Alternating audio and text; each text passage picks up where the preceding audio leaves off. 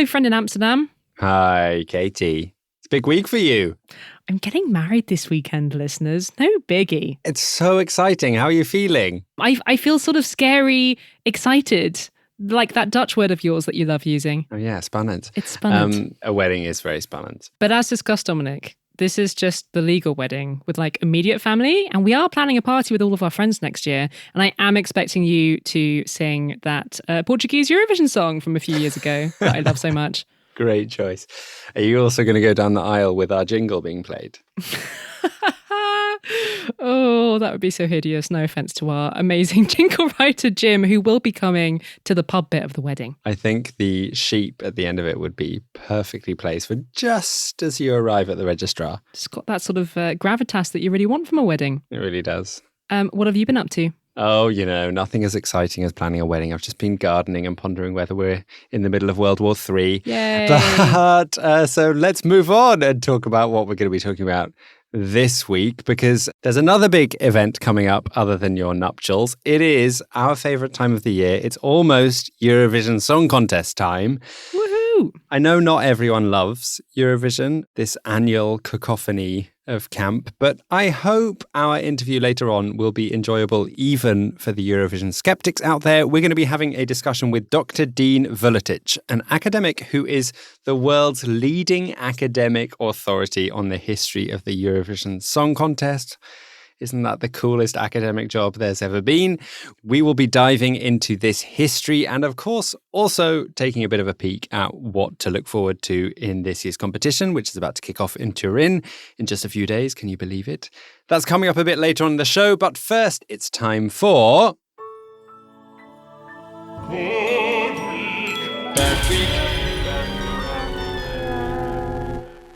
Who has had a good week, Katy? I'm going to tentatively say it's been a good week for putting pressure on Russia, because the European Commission has announced a plan for the EU to ban imports of Russian oil within the next 6 months as part of its sanctions over the war in Ukraine. It's a classic good week with plenty of caveats. You ready? Go for it. First things first, I wanted to talk about a misconception that I've had over the past few weeks. And I'm curious about whether you also had this misconception. What do you think Russia makes more money out of oil and gas? Oh, I have no idea. And I always use them interchangeably without really knowing which one is which. Not the same. But take a punt. Go on.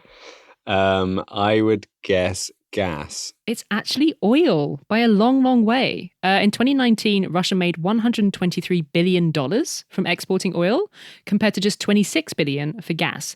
And I think people like you and me who thought it was the other way around, that is coming from the fact that we've been talking a lot here in Europe in recent weeks about how reliant we are on Russian gas, specifically Germany, of course. And it's true that cutting off the gas would be more disruptive to the EU's economy than cutting off Russian oil, partly because of the way that these materials physically get here. Like, it's easier to buy oil from someone else than gas because the gas comes through these pipelines. So when I first saw these headlines about an oil embargo, I was like, maybe this is just a case of the EU suggesting some sanctions that are kind of easy, low-hanging fruit. But this is actually a really big deal. Russia makes a lot more money out of selling oil to Europe than it does selling gas. I saw this analysis from the Rhodium Group, they're a research institute. They estimated that oil exports to Europe alone accounted for 11% of Russia's GDP last year. Wow. Which is way more than the gas exports, which were less than 3%.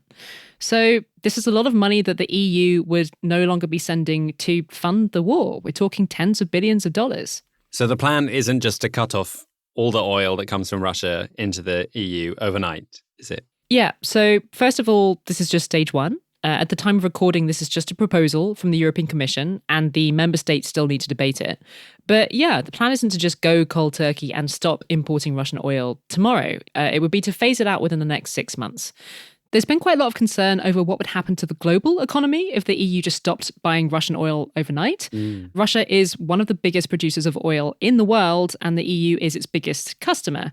So if this just happened, like that, it could potentially cause major disruption in the global energy market. And certainly here in Europe, you might expect to see fuel prices shooting up, and that would have a knock-on effect to the prices of pretty much everything, because if fuel prices go up, companies generally pass on those extra costs to consumers. So we'd be looking at really bad, sudden inflation. So the plan is instead to do a gradual fade out, which sounds underwhelming, and it means that we would be continuing to send hundreds of millions of euros to Russia every day for maybe 6 months. That is money that can be spent on guns and bombs.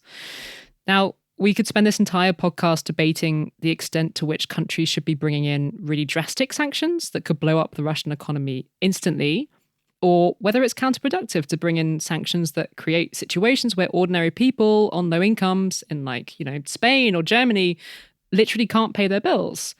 So I won't dwell on that argument for too long, apart from to tell you that this debate is still very much something that the EU is wrestling with. And you can see that in the fact that this oil embargo is going to apply less strictly to Hungary and Slovakia. Those two countries are very, very dependent on Russian oil. And Hungary especially has basically spent this entire week protesting about how difficult it would be for them to find alternative supplies.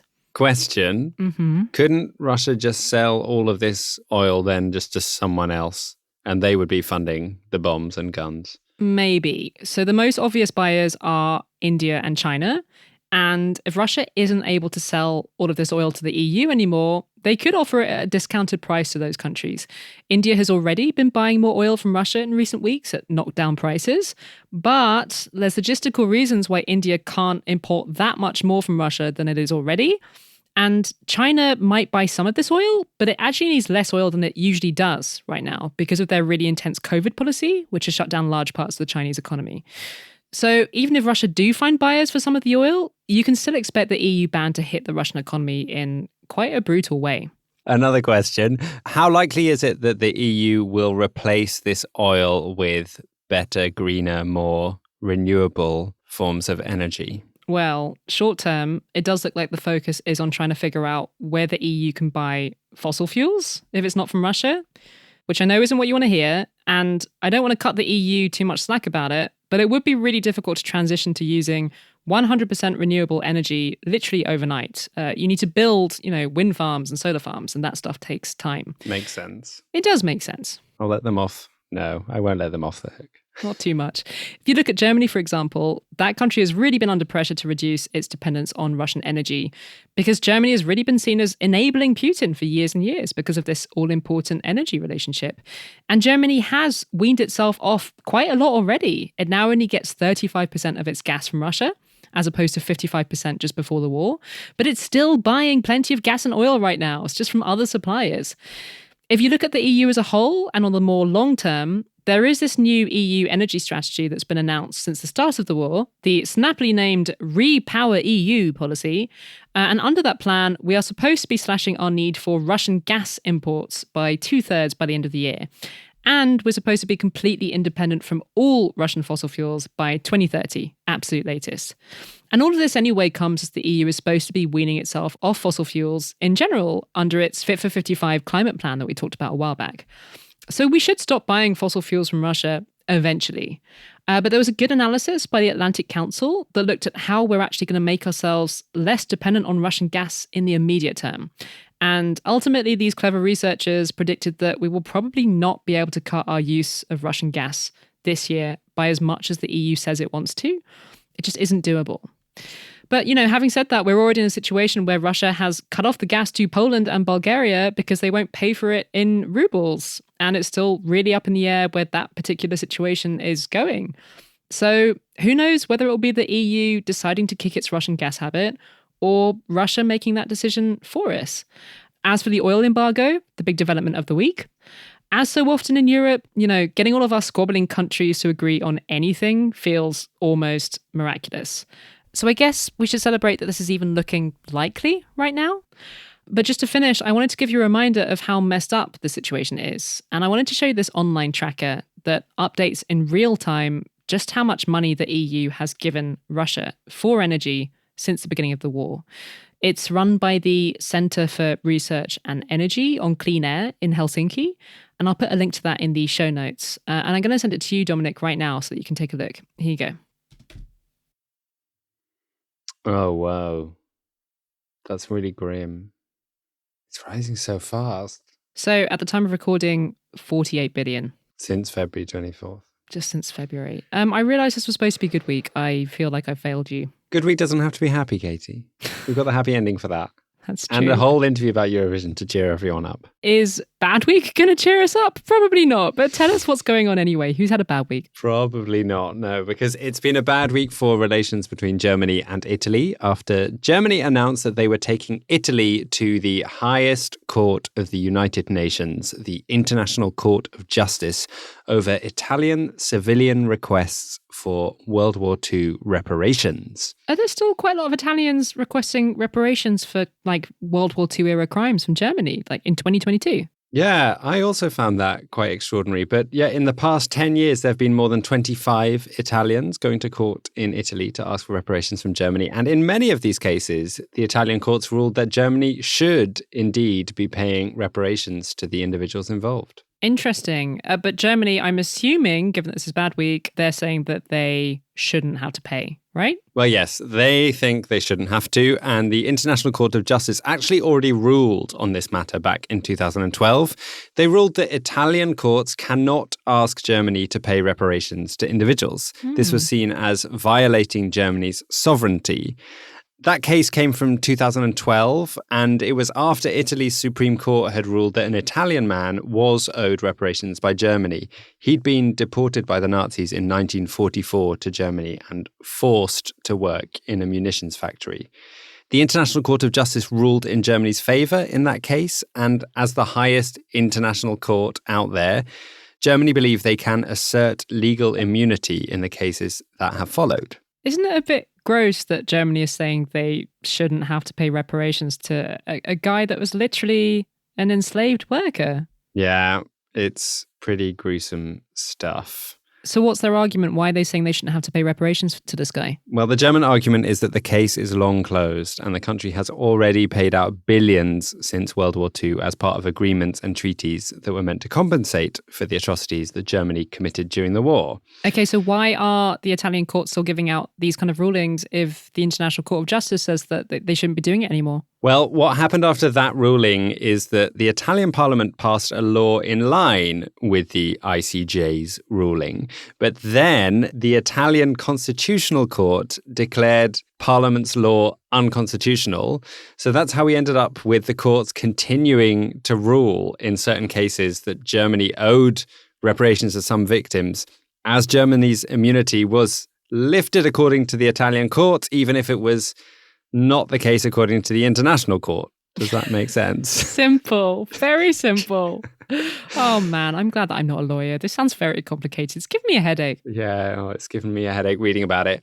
But is there something urgent about it? Like, why is Germany taking this to court right now? Well, yeah, there is some urgency right now for Germany because in a few weeks, an Italian court is going to rule on whether Italy can forcibly sell some properties in Rome that are owned by the German state as a means of collecting the money that the Italian courts have ruled is owed to certain victims of the Nazis. The Italian court ruling is due to take place on the 25th of May, and it relates to a handful of buildings in Rome, including those that house the Goethe Institute, the German Archaeological Institute, and the German Historical Institute. Oh, so they do kind of need to get a swift ruling on this. It's if there's a deadline of the 25th. Yeah, and that's actually quite an ask, considering that the International Court of Justice usually takes years, not weeks, to hold hearings and offer rulings. So we'll have to see if that's possible.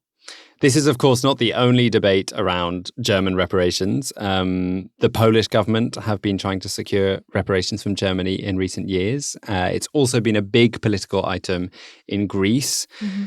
This is probably a bigger topic than can be discussed in this segment right now. But the bottom line is Germany really does not want to reopen this debate, neither on the countrywide level nor with these civil cases in Italy. So we'll just have to see if the ICJ will rule in line with their earlier ruling and protect Germany from potentially having to have state property in Italy sold off against their wish.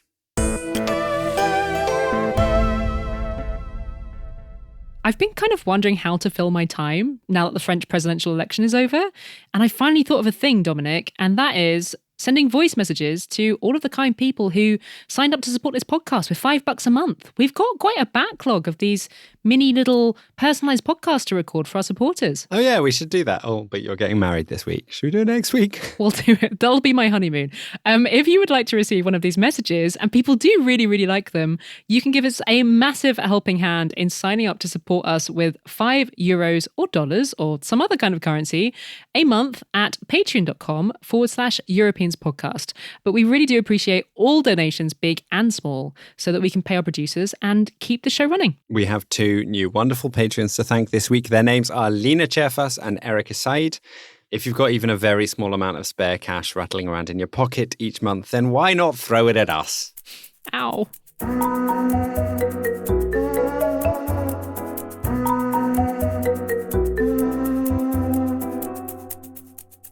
It goes without saying that we take Eurovision extremely seriously on this podcast.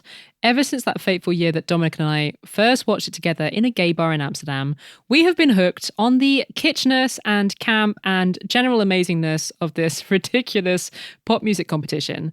And we will, of course, be glued to the screen for the finals on May the 14th. But listeners, I just wanted to give you a glimpse into just how seriously Dominic took the interview that you're about to hear.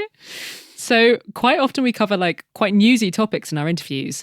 But nevertheless, I'd say it's normally me who's more worried about the things that our guests say getting out of date, probably because of my background as a news journalist.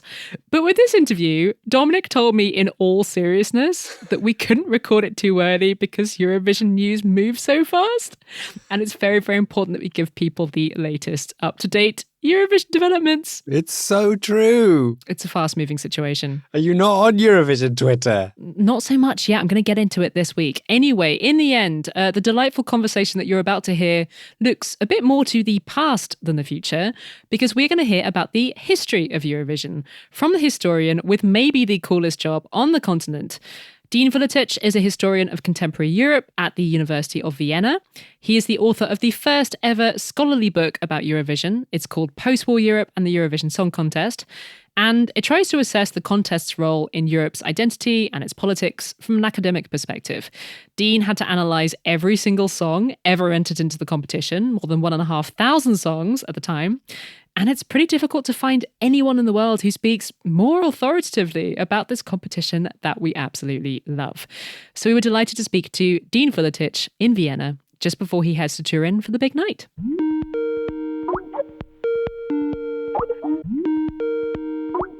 You've made a career as an academic authority on the history of the Eurovision Song Contest, which seems like a truly excellent career choice. I'm a bit jealous.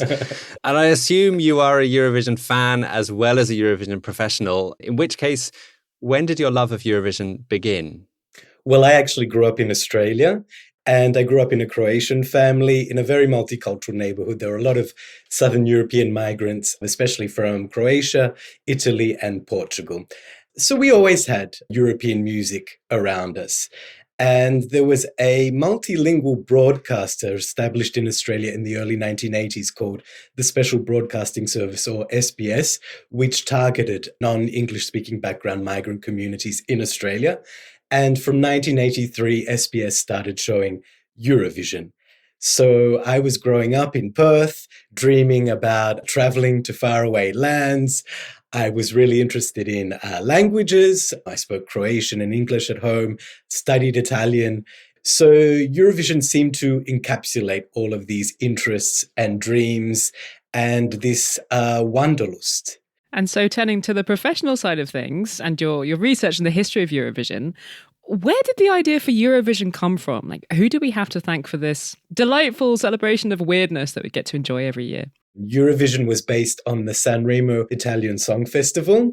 And in the mid-1950s, the European Broadcasting Union decided that it wanted to pursue cooperation in the production of television programs in order to test this nascent technology of television and to experiment with it to see if it could broadcast simultaneously and live across Western European states a common television show. And the first experiments were held in 1954, and they were basically focused on the World Cup that was then taking place in Switzerland. Then RAI, the Italian national broadcasting organization, suggested that the European Broadcasting Union develop a program based on the model of the Sanremo International Song Festival. And so it was decided in 1955 at a meeting in Rome that the European Broadcasting Union would set up the Eurovision Song Contest. It's gone on to be a huge success since then, and it's changed enormously since its original occurrence. But I think one of the reasons why it's so successful is because there are so few moments in our lives as Europeans when we feel like we share a cultural space. Mm-hmm. Eurovision is really that only moment in the year where, well, at least for a queer person who doesn't watch football or sports, where I really feel connected culturally to my fellow Europeans in that way. Do you think Eurovision is a force for good on this continent?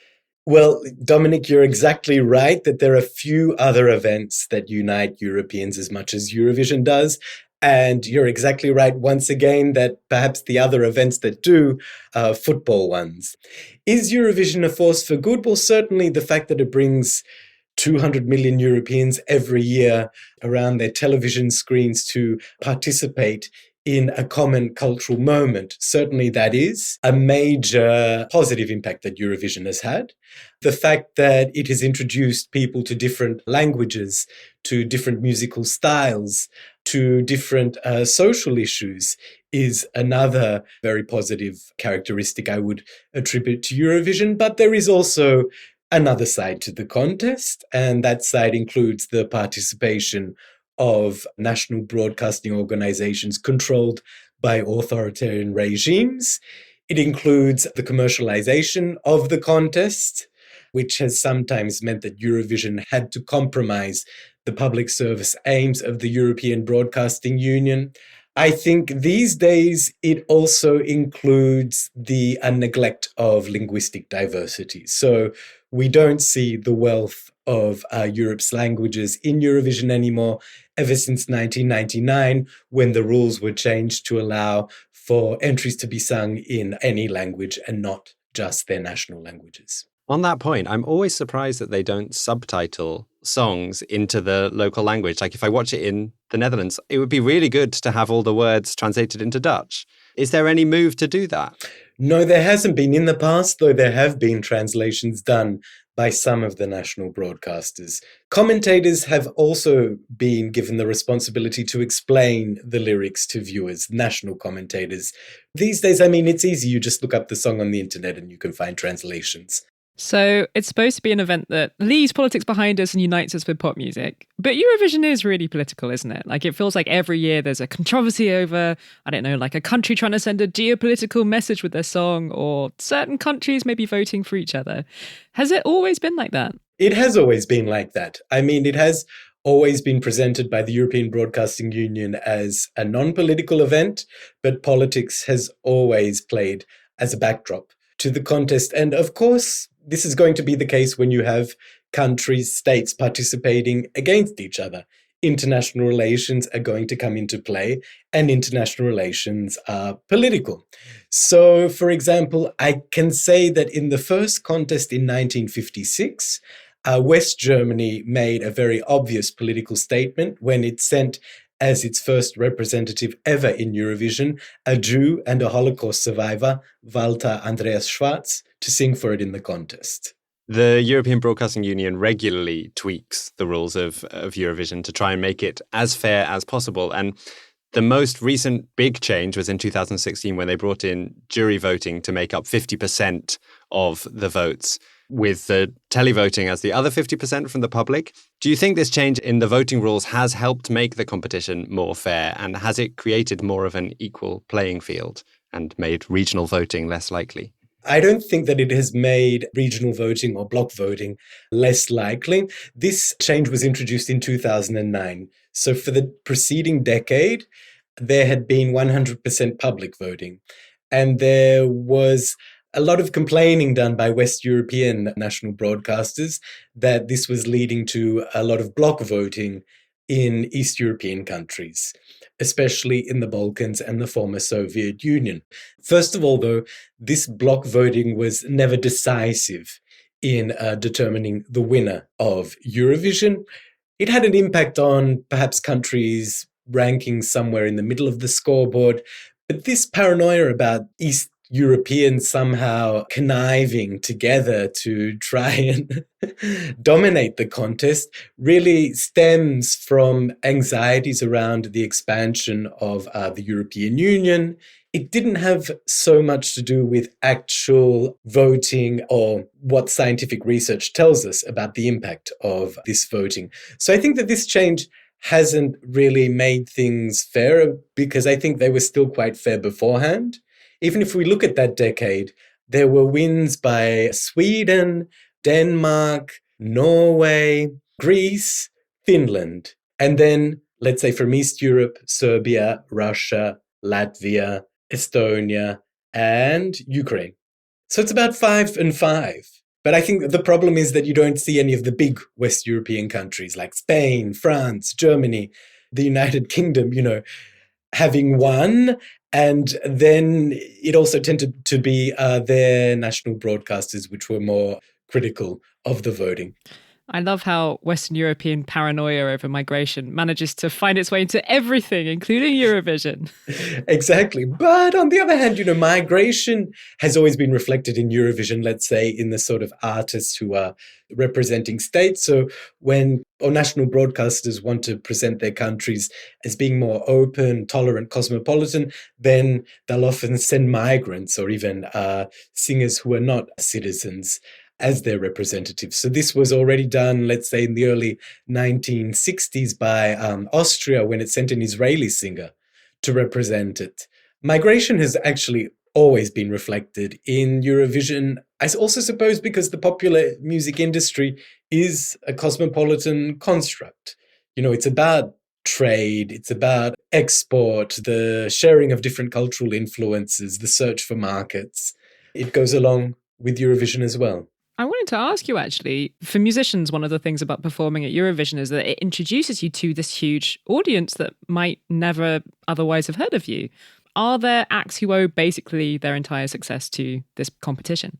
I would say that there are a few acts that have managed to really use their participation in Eurovision to forge international careers. So the big names that have come out of Eurovision, Domenico Modugno, whose song Volare was performed in Eurovision in 1958 and which went on to become the world's biggest ever non-English language popular music hit. Then we have ABBA. ABBA won Eurovision in 1974 with Waterloo. Julio Iglesias from the early 1970s. Celine Dion wins Eurovision for Switzerland in 1988, and that really is a springboard for her international career. Since then, I would say the other biggest group to come out of Eurovision was Måneskin last year in 2021, and they really hit the international charts. So there haven't really been that many artists. Paradoxically, the success that artists tend to achieve by performing in Eurovision tends to remain national or regional. Or let's say, I know from my experiences in the Balkans that a lot of artists see their performance in Eurovision then not as a way to access a huge European market, but as a way to make a name for themselves in the Balkan regional market, which does have its own popular music industry that transcends the borders between countries. When did Eurovision start to have such a strong following amongst people in the LGBTQ plus community? Is that a more recent phenomenon? Some would argue that that phenomenon goes back to the early 1960s when the French singer Jean-Claude Pascal won Eurovision with the song Nous les amoureux, We the Lovers. When you read the lyrics of this song, he doesn't mention the gender of the lovers, and it appears as if it really could be a song also about same-sex love. And after that, it became quite a staple of gay culture. Let's say in gay bars, you could watch Eurovision.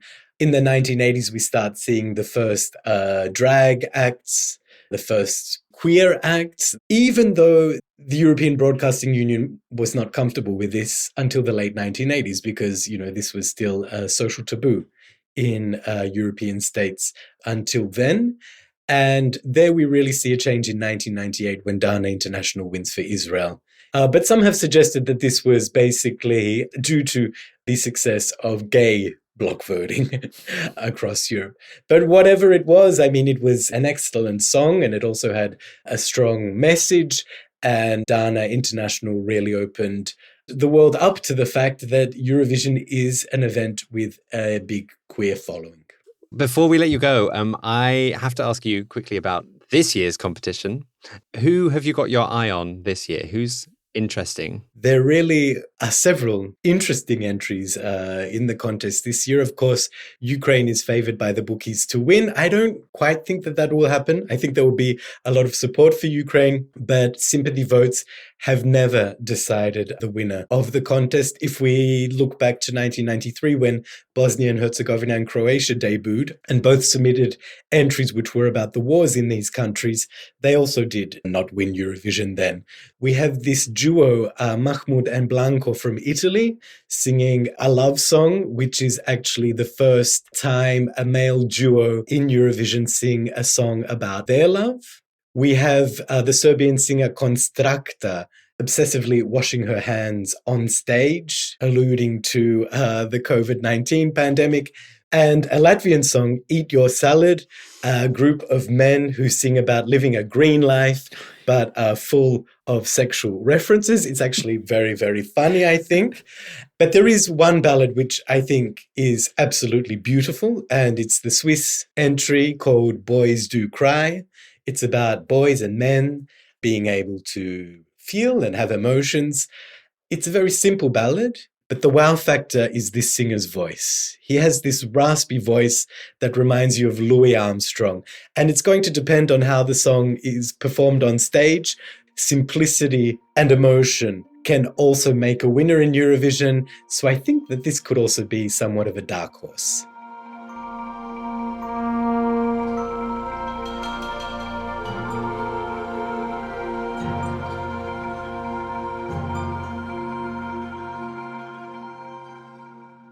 All of this talk of Eurovision has brought back just how much fun we had last year when one of our listeners helped us set up a Eurovision sweepstake for our Patreon supporters so that we could all try and guess how many points all the countries are going to get. Do you remember? Oh, that was great. What do you say that we do it again this year? I think that's a great idea. Let's do it. We will get that set up as a little extra incentive for people to sign up to support the podcast over the next week. You will find all the details coming this week on patreon.com/Europeans Podcast.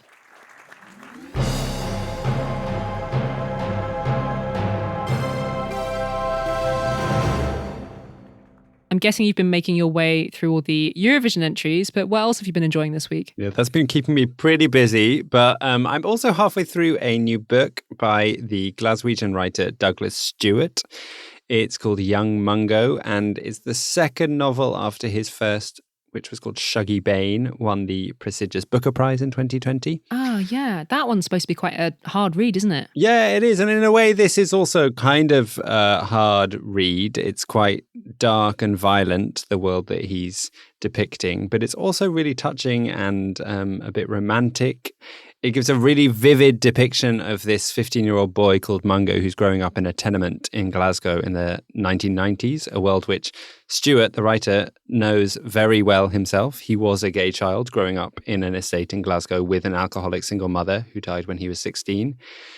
And his life story actually is extraordinary. He hadn't read a novel until he was 17. He didn't have any formal training in writing or literature, and his first novel was rejected, I think, over 40 times by publishers. Now he is writing such compelling novels, so I really recommend you check this one out. I have to admit I'm actually listening to it, not reading it. But I really highly recommend the audio version because my crappy Glaswegian accent in my head would have been way worse than the beautiful Glaswegian accent of the man reading the book. Oh, I'm going to get that next on my audiobook subscription. Thanks for the tip. It's also got an amazing book cover photograph of two men kissing, which I found so striking that I looked into it and turned out it's taken by my favorite German photographer, Wolfgang Tillmans, who actually, here's a second bit of isolation inspiration. You should follow him on Instagram. He posts really beautiful images, obviously, because he's an amazing photographer, but he also posts really astute commentary about European politics. So I'm sure his account would be enjoyed by a lot of our listeners. His Insta handle is @Wolfgang_Tillmans. Nice. What have you been enjoying, Katy? Well, I have been racing my way through season 2 of Russian Doll on Netflix. I think you've started it too, haven't you? Yeah, I'm on episode 3. Oh man, it is so much fun. Are you enjoying it so far? Yeah, I am. I'm not finding it as easy viewing as season 1, but I do think it's really intelligent TV. I also really loved the first season so much. And it is kind of hard to see how it can get better from that because it's just such a glorious, weird and wonderful show. But without giving too much away, I think I can tell you that some of season 2 takes place here in Europe. And Natasha Lyonne, the ever-watchable star and co-writer of the series, she actually learned Hungarian for her role in season 2. And I'm really interested to hear what Hungarian speakers make of that performance. It's an extremely fun watch, and I really wish I could talk more about it, but I am at risk of dropping huge spoilers, including for you, only on episode 3. So I will simply be quiet.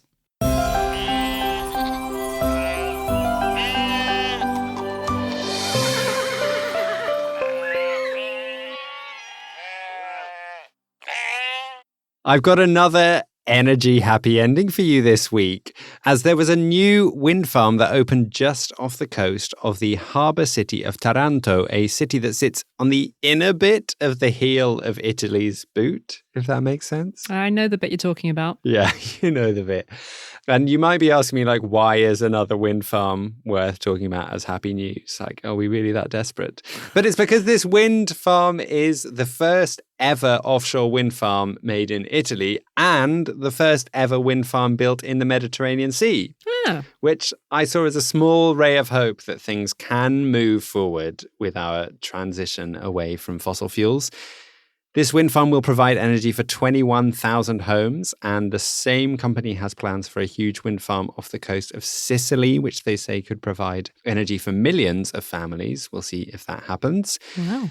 This one's been 14 years in the making, so we'll need them to accelerate the pace if we're going to wean ourselves off fossil fuels fast enough to save this planet. And Italian Prime Minister Mario Draghi acknowledged that this week when he said that his government is working to streamline procedures, cut red tape and speed up investments. But for now, a happy, windily energetic ending to this week's episode in southern Italy. Rolls off the tongue. We will be back next week, fully braced for Eurovision. In the meantime, if you haven't heard last week's episode, Mohammed, do go back and listen to that. We're super proud of how it turned out. And you can also find us on various bits of the internet between episodes. We are on Twitter at EuropeansPod and Instagram at EuropeansPodcast. Or if you fancy pinging us an email, it's hello@EuropeansPodcast.com. Remember to join Patreon if you want to be part of our Eurovision sweepstake this year. We'll be sending more details around about that later this week. The show is produced this week by me and Wojciech Oleksiak, and we are part of the Are We Europe family. You can find other continental-flavoured podcasts at the link in the show notes. Have a good wedding, Katy. Oh, thanks, and have a good week, everyone else. Geese. Zdravo!